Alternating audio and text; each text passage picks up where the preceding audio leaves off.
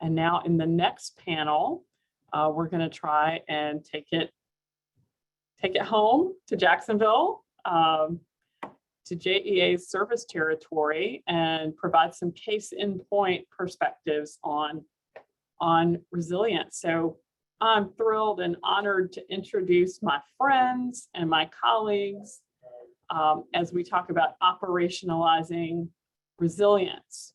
We're moving from organizational theory to actionable results. And we're trying to do it in a partnership and an ongoing collaboration. So today we're going to hear from John Corsi, who is our Director of Electric Transmission and Distribution Planning, Laura Dutton, Chief Strategy Officer here with JEA, and then Ann Colonese, who is our Chief Resilience Officer for the city of Jacksonville. And all of them are deeply expert in their fields, and they are also just fantastic people to work with. So I'm blessed every day. All right, so I think we're going to start with a few slides as Tom brings your faces on and promotes you up to panelist. I think, Ann, you're going to help us set the stage by explaining what makes Jacksonville unique and such a special place. Well, perfect. Well, thank you for having me, and I'll echo what Laura said. It's wonderful to get to work with this team on a regular basis. My name is Ann Colonese. I'm the Chief Resilience Officer for the city of Jacksonville, Florida. One thing that I often say, and that comes up a lot in conversations with JEA, is that we can't have a resilient city of Jacksonville if our utility and the services they provide are not resilient. Similarly, JEA could have, put a lot of focus and attention on resilience, but if the city is slacking and residents aren't able to move through the city during storms or other disruptions, then similarly, JEA has issues. So I think really the comprehensive resilience for Jacksonville's future requires both the city and our lead utility, JEA, to be at the table working together. And that's what we really do find. If you'll allow me, I'm going to share my screen because I think to really understand what we're working on from the city's perspective, it's best to see that visually. So I'm going to start sharing my screen. I'm going to look in the chat to see if people are able to see it. Oops, nope. I can see it, Ann. It looks good. Did it show you the behind the scenes? Oh, it just went away. So try again. Let me see. Sorry, we're this far into using Zoom regularly. Okay, but when I hit share a slideshow, does it show you the main slideshow? It shows the main, but then the thumbnail off to the left. There you go. Is it? But you're still seeing the off to the side. Now we see the next slide in a smaller version. And if you, oops, sorry. Do it again. Yep. I'll show you. Thank you. You have great slides, so I don't want to. Okay. Yeah, hit that one. Okay. Sorry, people, we didn't practice this. It's fine if you see the slide to come, if that's the best way to do it. But I feel like there should be a better way. Anyways, if you hit that button right there, it should go into now up top right there. Swap presenter view. And okay, perfect. Thank you. I knew there was a way to do this, and I'm just not tech savvy. No, listen, I've messed that up for years. So I appreciate it. Well, I think just as I said, it's easier to see some of this. For the purpose of this conversation, when I'm referring to resilience, I'm specifically talking about city resilience. And we define that as the ability of city systems to adapt and thrive in the face of acute shocks and chronic stresses. And we have a lot of acute shocks and chronic stresses that we're looking at. On the shock side of things, these are events that can happen in a single moment in time and cause a lot of disruption. A number of the ones that we're looking at are environmental, as you'd expect, major flood events. Extreme fluctuations in temperature, but it's also things like cyber attacks or hazardous materials incidents. On the stresses side of things, these are slower moving, but nonetheless can erode the fabric of your community. Obviously, sea level rise is something we consider a lot here in Jacksonville, but also things like aging infrastructure can be something that can affect our community. So we're looking at all of these, but we're doing a detailed spatial analysis on 4 hazards: flooding, heat, high winds, and wildfire. And I'm just going to give you a slight insight into the first 2, flooding and heat. If you haven't been to Jacksonville, Florida, we actually have 5 different types of flooding that we experience. We're located at the mouth of the St. Johns River, where it flows out into the Atlantic Ocean. Some of a significant portion of the city is tidally influenced. So extreme high tide is a hazard that we look at. Also very vulnerable to coastal storm surge during major hurricane events. And then there are 2 types of flooding that we experience from rainfall. We get riverine flooding, where our network of tributaries starts to back up when we get a high volume of rainwater. This is really critical in a city like Jacksonville because we have 59 tributaries off of the St. Johns River. So there's a large web of water that gets back into our neighborhoods. And then we also see inland stormwater flooding, where rainfall starts to pool away from our tributary system and cause street flooding. The 5th category that we've had to work on modeling is called compound flooding, basically factoring in what happens when 2 of these types of flooding happen at the same time, which we're seeing more and more. When you have a storm coming in, but we're already at high tide, we're at a king tide, and suddenly the impact of that storm is compounded. What our data is showing us is that by mid-century, we expect to see 1.5 to 2 times the amount of extreme precipitation events and 12 times the amount of days with high tide flooding. That's roughly 40 to 60 days a year where we would see extreme high tide. We've done an extensive modeling effort to look at not only our current flood risk to what's a 1% storm, which is essentially, it used to be referred to as the 100-year storm event, but essentially a storm that has a 1% chance of occurring in any given year. And then we also modeled that with 2.3 feet of sea level rise, which is equivalent to the NOAA intermediate high flood scenario. And I'm going to just toggle back and forth a bit to show you the difference. So now we have a good picture of not just our current risk, but where it's going. And then we're able to take this data and layer it on top of a number of other data sets. And I won't get into all of the different scenarios that we're looking at, but I will share the one that I think will be most relevant for this group, which is how that flood risk can really impact our critical facilities. So on this map, we have utility services, emergency services, and other critical facilities. And the ones that are circled in red are ones where we're also seeing an overlap of that sensitivity to extreme riverine flooding. Heat is another hazard that we're looking at.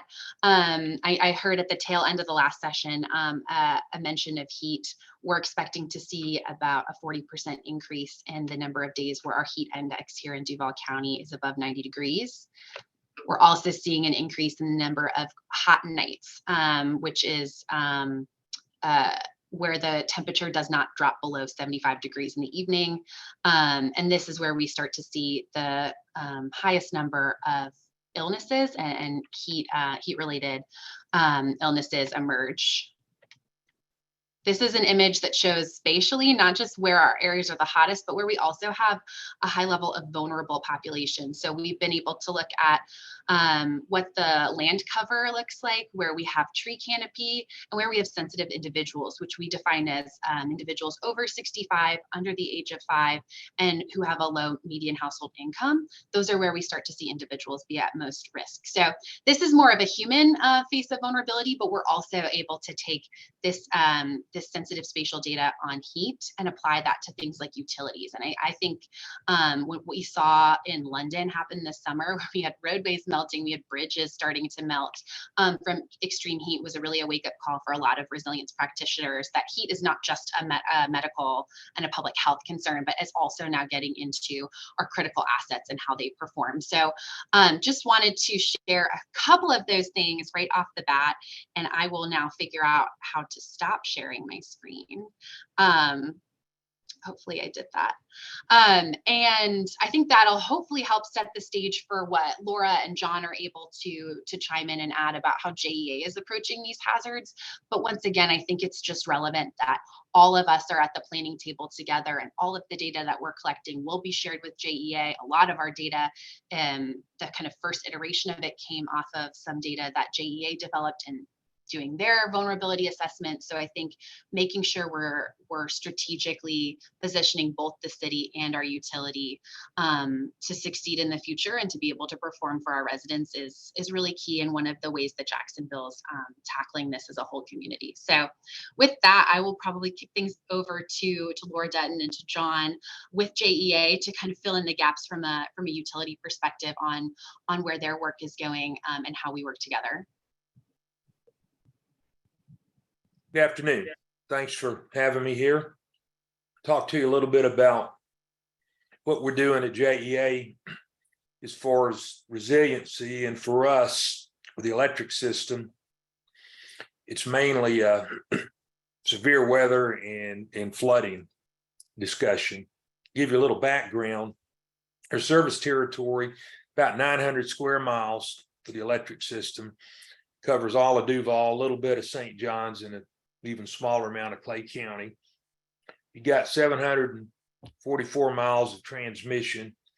All of that, except for a very small amount, is overhead. We've got 69 kV, 138, 230, a little bit of 500. 7,300 miles of distribution, 26, 13, 4. About half of that is underground, and the balance of it is overhead construction. We've got 4 generating plants that are currently in service, and about 500 megawatts, little over 500, 540 right in there, is coal based, and then the rest of it is gas fired. And we import some stuff from Georgia. We've got 2 consultants that are working with our system now. One is looking at the plants for severe cold events like they had out in Texas to try to analyze and make sure there are no weak points. And that work is in progress. We're expecting a report, and based on that report, there'll be some projects, I'm sure, that will be formulated and put in place to make sure that we'll be able to maintain service if we do get an unusually cold snap come through. I'm working on a project with a consultant that's looking at our distribution system. We're looking at several things. One of them that the consultant is studying is our overhead system from the standpoint of severe weather. And they're looking at our construction standards. They've reviewed the underground and overhead construction standards. They're making some recommendations for improvement, even though we do meet all the requirements of the National Electric Safety Code, which is the document that governs, from a utility standpoint, distribution lines. We're good, but they've seen some things we can do a little better. So that is getting put into report. It'll be reviewed internally, and we'll look to see what we might want to do to help with that. One of the big challenges is trees, obviously, and that's always kind of a mixed bag. People love the trees, but they don't like the outages that trees cause when service is overhead. One of the biggest surprises, excuse that clock, it'll be done in a minute. There's no way to turn it off. But one of the biggest surprises for me was the flooding projections that have been done. And this consultant we're using is well established on the water side, and they went through a resiliency effort a couple of years ago with them. And we have a GIS system where their electric facility is located, overhead and underground, and they can project based on 100-year floods, 10 years, 20 years, 30 years out, what that's going to look like. And there's some pretty good surprises for some of our substations that are close to water. We've got one Mayport, one at Neptune Beach, and some others. And so we're going to have to do something there if these projections turn out to be true. We may be able to get by with just raising some equipment. The real challenge for us is our downtown network. We have a called a spot network, 13.2 kV underground, and got transformers located in the basement of the network customers. And it'd be either 2 to 5 or 6. And in the area around the St. Johns River, we've got a number of customers that are very susceptible to being flooded.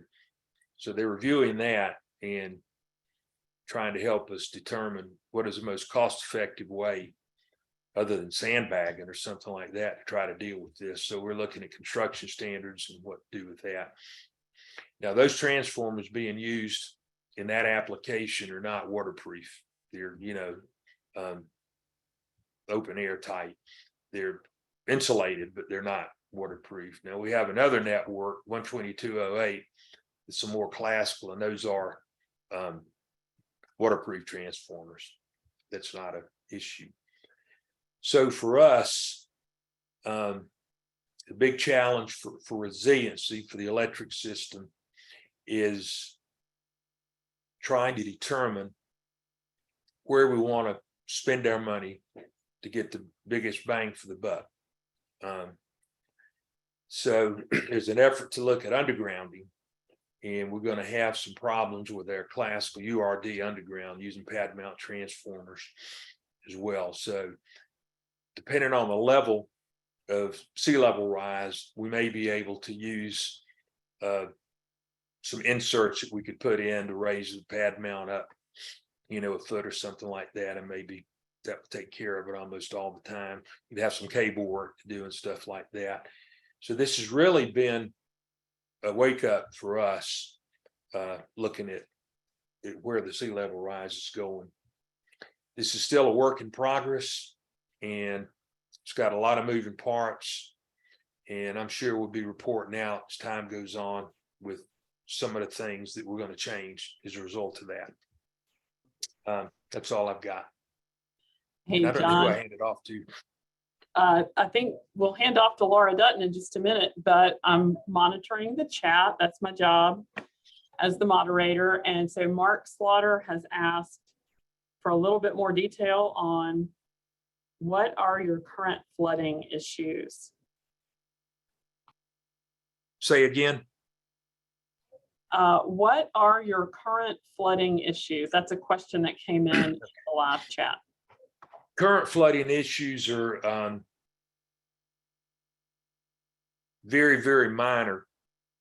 We did have a storm where a tropical storm came through, may have been a hurricane, but we actually had to de-energize a substation downtown.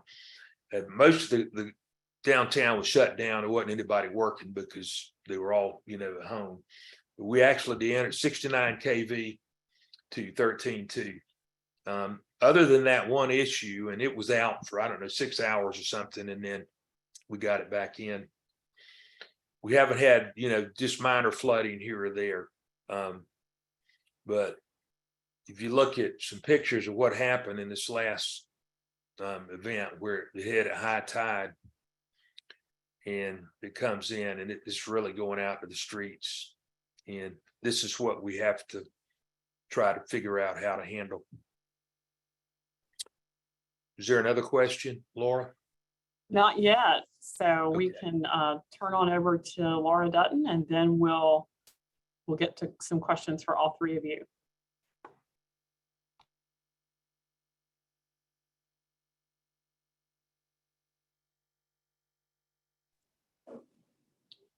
Hey, can you all see and hear? Okay.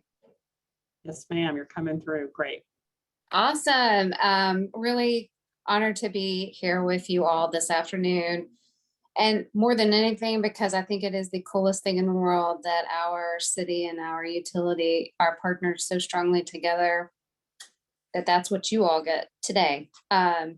I think it is one of the things that makes Jacksonville unique. And Richard, who was just part of the prior conversation and agenda item, said it better than I could have ever tried to say it. I think the true thing that makes it unique is the intentionality around making sure that we are having conversations with each other, even when we don't know if there's anything super exciting to talk about at the moment. That building of the relationship has allowed us to really work well with the city. So what you all just got a taste of is what's happening on our electric system. And John is one of the strongest parts of our resiliency working team at JEA. That includes folks from across the rest of our organization. So while we are doing really substantial, wonderful things on the electric side, we have a lot of stuff happening on the water side. We have a lot of work happening in the communications area. So we recently had an update for our working group where our telecommunications team was able to show the data that can come now from the sensors that have been put in place all along our network just in the last 6 months. And that's going to help us be able to be better prepared for events when they come. Those are the sorts of things on the JEA side that, coupled with the information that Ann and the team at the city is working on, will really help propel us to be able to do some amazing things. We have tended to, probably much like other entities in the past, relied on our own information. And Ann has really been phenomenal to work with us to say, why don't we help each other with information and not duplicate efforts? So I'm really excited for the partnership. I'm glad you were able to hear from her some of the work she's been focused on, using data to be able to make better informed decisions. And I think that is one of the things that helps us. We are all people, and it takes people to actually make all of this work. So that's what I think is really amazing about Jacksonville.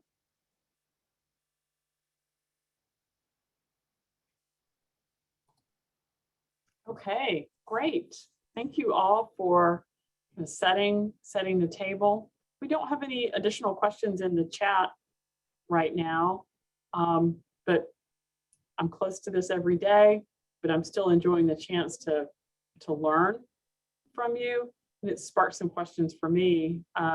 We talked a lot about collaboration. So can each of you just put a few sentences around how you've collaborated? That's not always easy to do. So it's okay to talk about the challenges and the rewards in deepening collaboration. And Ann, we'll start with you. Sure. I mean, I think Laura's point about keeping open lines of communication, sharing what you're working on, not with the expectation that it's, there's going to be an immediate opportunity to collaborate, but just so that both parties are aware of kind of the strategic direction of the different organizations. I think data sharing is a point I hit on, that there's already been a lot of fantastic data sharing between the city and JEA. And I think that's an area where we will continue to do that, and also where there's potential to expand it. And that kind of gets into one of the challenges, which is, when data sets are sensitive too. When you were hearing John talk about undergrounding utility lines, any of the work that JEA does below the roads, the city also has assets under there. And so from a resident's perspective, sometimes their street is getting torn up multiple times because our maintenance schedules are not lined up. And so not really, an essential concern when you're thinking about resilience, but it is something that, we would be saving resources if we're repaving that road once instead of twice. And there's the user experience on the resident side of things. So I think that's sometimes a challenge when we're doing kind of separate work streams and where some of those data sets are more sensitive. But I think that challenge provides an opportunity for us to innovate and to become more efficient. But I think just in general, these are things that haven't been at the forefront of people's minds until now. And I think that level of collaboration is on the rise, and definitely something that we do well. I can give an example of collaboration and sharing information within JEA. We also have a water, sewer, chill water business, as well as, electric. And as I mentioned in my earlier discussion, several years ago, the water department, they went through a resiliency effort for their system, trying to curb sanitary sewer overflows and have the water system be more reliable and reduce boil water advisories. And so we worked with their consultant. We found out that in many cases, the problems that they had were electric. In other words, loss of power. And so pumps wouldn't pump. And so we worked on, trying to improve the service and the circuits, and they looked at emergency generators. So there was a collaborative effort with us and them. And some of that work is what led us to draw on that consultant to do a complete resiliency review on our electric system. Thank you.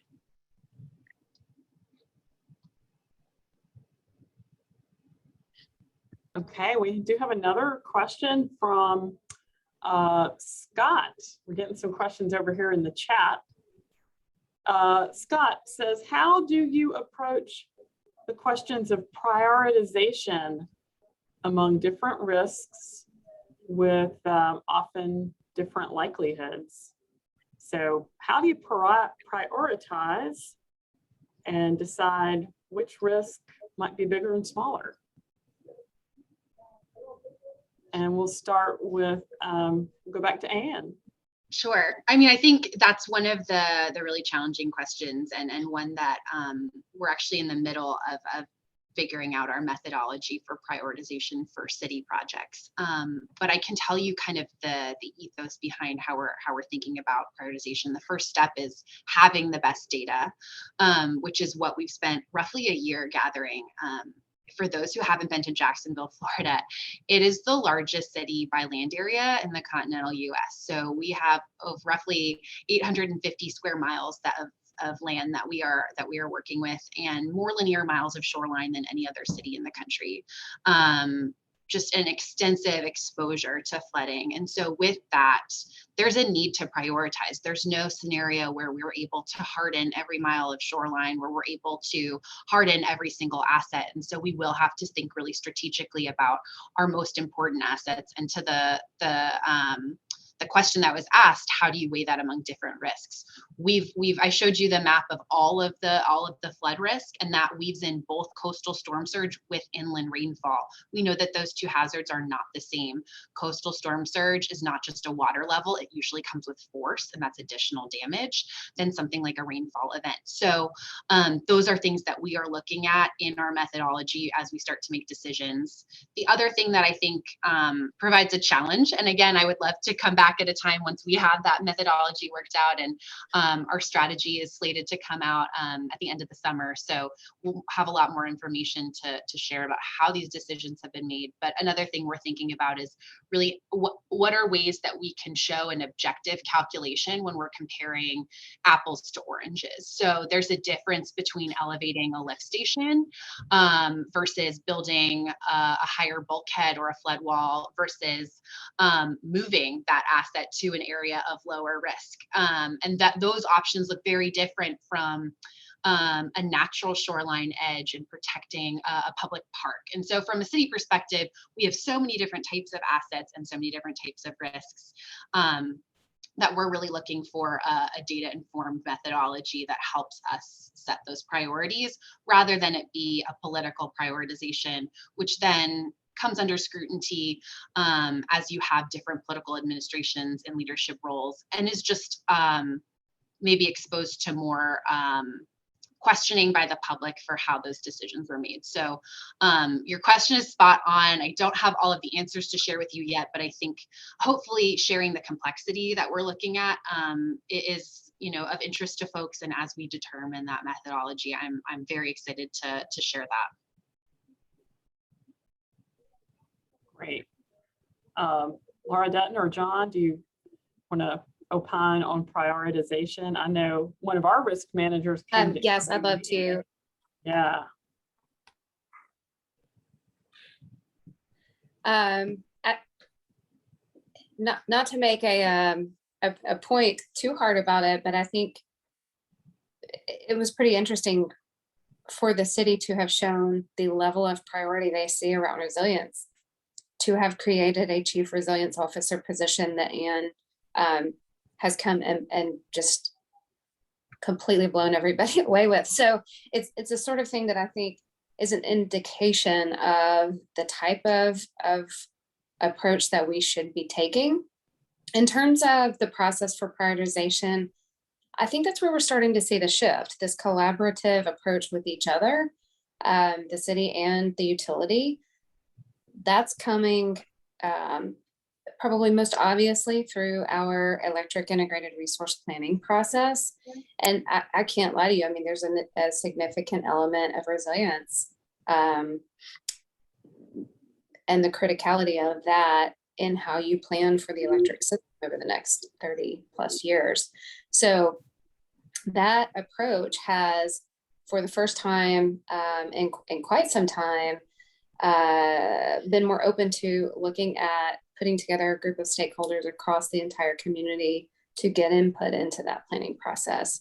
And I see there could be the possibility of us doing something similarly as we're collaborating together.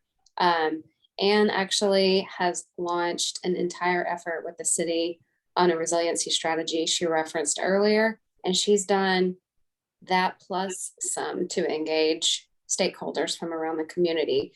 That to me is the better way to prioritize. I do think the challenge that Anne highlighted around our ability to make sure we're not having to pave the road twice is a great example of one of the things we should consider when we're weighing our priorities and look at ranking those in a different way in the future. And I very much believe that we'll be able to do that together. Great. Well, I'm going to add one more thing because I did think of it while Laura was talking. John mentioned earlier that JEA has looked at the cost to underground all utility lines, and it's astronomical. John, can you remind me the figure? It's in the billions. But so likely not every power line in the city is going to be undergrounded. The city is working on a vulnerability data tool. A lot of the images that I shared with you are out of that tool, where we're able to layer threats on top of asset classes and start to and then apply rules that kind of dictate how exposed or vulnerable an asset is. So for flooding, we look at things like where an asset is within a parcel, what height it's built at based on regulatory standards that were in place at the time. And all these things help us figure out that full picture of vulnerability. But I think we can take a lot of that same model of looking at vulnerability and also apply it to something like undergrounding utility lines, and take that conversation away from just the strict cost benefit analysis and into looking at what of our communities are most vulnerable to not having access to power. Where do we have neighborhoods where residents might not be able to discard the contents of their fridge and then fill it up after a storm event? And so I also think that this data and this collaboration will also allow us to make the most equitable decisions possible, and factor equity in as we're looking at prioritization. So I did just also want to make sure that I brought that into the fold, because it's not only about saving money, it's also really about caring for our residents. That's right. Great. But maybe we need to get Ann over and help some of our folks. I was going to offer up it's a much smaller scale, more down in the weeds, but we're looking at trying to develop a tool for us to use in selecting laterals, which are not the big main feeders running along the expressways but down through the neighborhoods. That's where a lot of the outages occur, and mainly due to trees. So we were trying to look at it mathematically and count up the number of customer minutes out over a year, whatever time period, and take the length of line involved. And that sort of moderates outages per, customer minutes out per foot or mile or something. So you can rate them, and get the one that's in worse shape. And then we look at critical customers, essential customers. And so we're struggling with that. Is one essential customer enough to swing it to two? So we're looking at all of that. But that will not be a mathematical solution. We're going to have to get the engineer involved and do some talking to try to do that. But we've not considered some of the things. And of course, engineers won't. They're, focused, on what to do. But that may be something we need to look at too. This is in early stages, and we'd like to have something that will be defensible when we actually start selecting these and going. Well, you guys have really sparked a lot of questions in the audience. So I am going to give you one from James, who was on the last panel with Southern California Edison. Have your methods for stockpiling spare critical components changed as you see new risks? And so that's probably more of a JEA question, but Anne, you might have some insights from the city too. But John and Laura, maybe we can start with some JEA thoughts. Spare critical components. We do stock critical components, and we had spares before the supply chain got us in such bad shape. We had to use all the spares just to maintain service. But there was a program based on the failure rate and length of time to get a replacement that they looked at and had spares in stock that would cover failures and things like that. And this was like relays, parts of relays, breakers, overhead distribution, underground distribution transformers, things of that nature. I'm not sure that program is in good a shape as it was before COVID and all of that, when you could depend on things and delivery times you could hang your hat on. And right now we're struggling to, we're actually having to cut back on some of our work where we're going in on older circuits and rebuilding them to save those so we can hook up new customers. But I hope that answered the question. Okay. I'll add to that, Laura, if that's okay. I've seen quite a bit of conversation around what our approach to the supply chain constraints have looked like.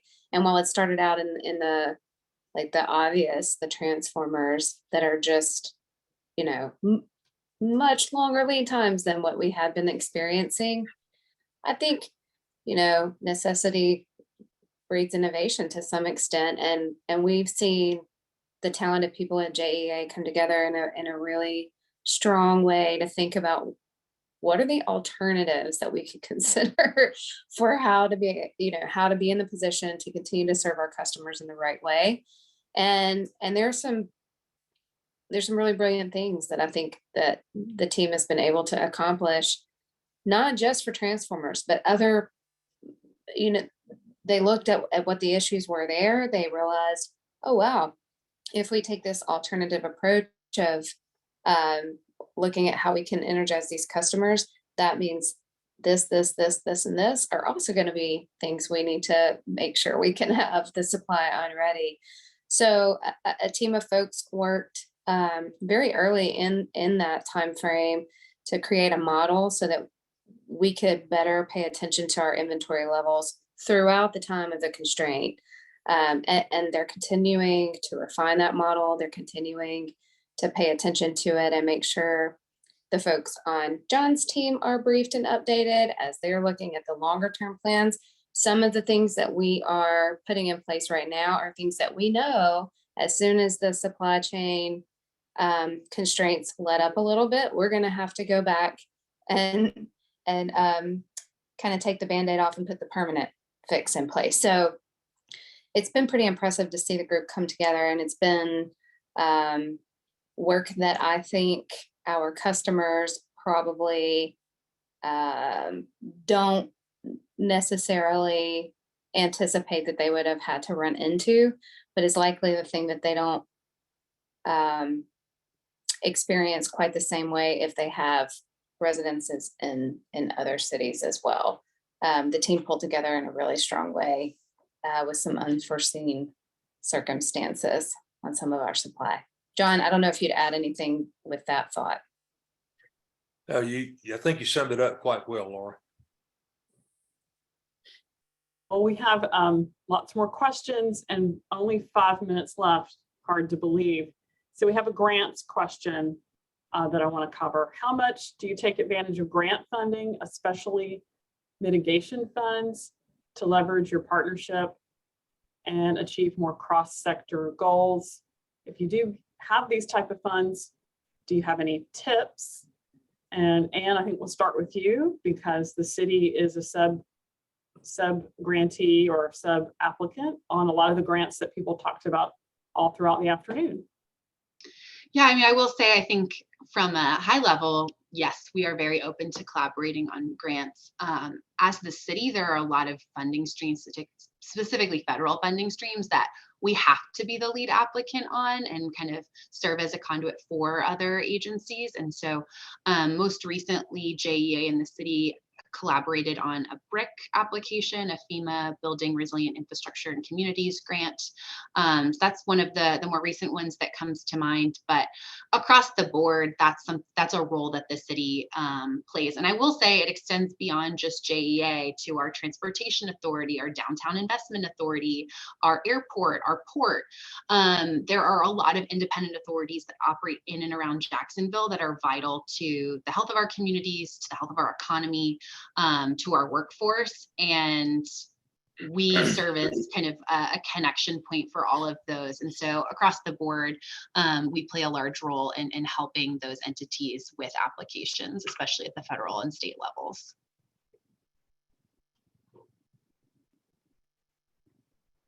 Great. I'll add on there.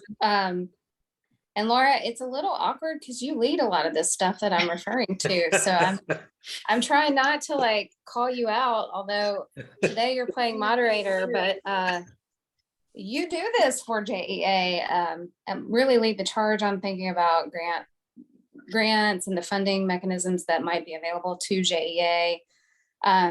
One of the things that I think, I keep going back to the collaboration element and the conversations very early on with Anne, were a whole lot about, let's be sure we are being conscientious not to compete with each other on pursuing grants that might be out there and available to the people we serve in Jacksonville.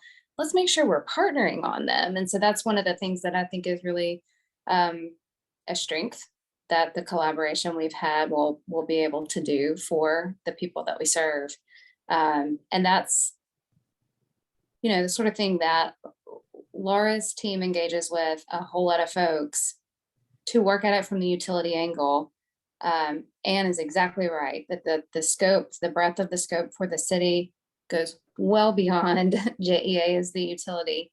And I think when we each work together to partner on that in the right ways, that's where we're going to see the best opportunities come for the people of Jacksonville.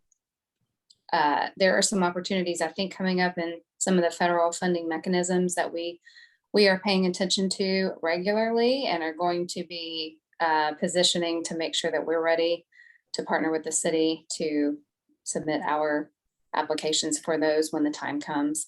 And Laura, I know you're moderator, but if there's anything I missed that you would add around the grants piece, you're welcome to. You did a beautiful job. And, like a lot of the folks on previous panels all afternoon,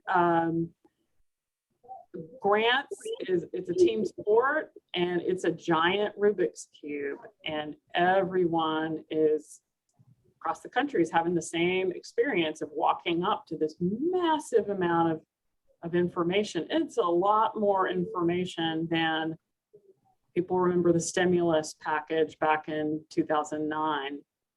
That was like one book. This is the whole entire Encyclopedia Britannica in terms of scale.